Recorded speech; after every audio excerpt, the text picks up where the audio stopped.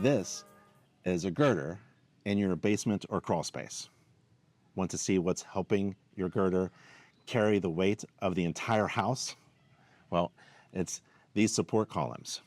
Now, I'm inside a crawl space that's being built, and these are support columns, critical elements in a home's vertical load path.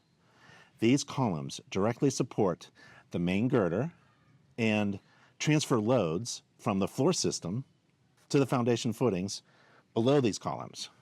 And their proper installation is essential for structural stability. According to the International Residential Code, each column, like this one, this concrete block column, must be perfectly plumb, that's straight up and down vertical, and placed directly on a concrete pad or footing. This ensures the load is distributed properly to the supporting soil. According to the Home Inspection Standards of Practice, published by InterNACHI, the home inspector is required to inspect the foundation, the basement, the crawl space, and structural components.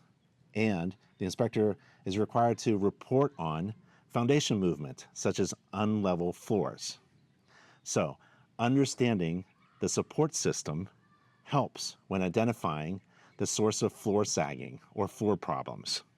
For inspectors, checking column material, spacing, and connection details is essential for a detailed structural assessment. A properly designed support system means the homeowner has stable floors throughout the home's life.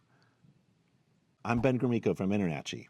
I'm inspecting the vertical supports that keep a home standing super strong.